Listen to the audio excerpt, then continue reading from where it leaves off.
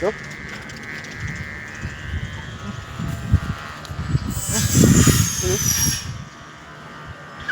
Tagilid ah. Hindi, sumusunod sa hangin yan. Paiba-iba yung hangin eh. Oh, ayun o.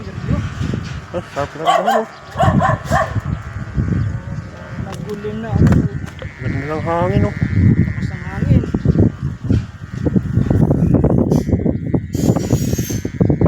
Para mga kapatid ah. Oh, tigas.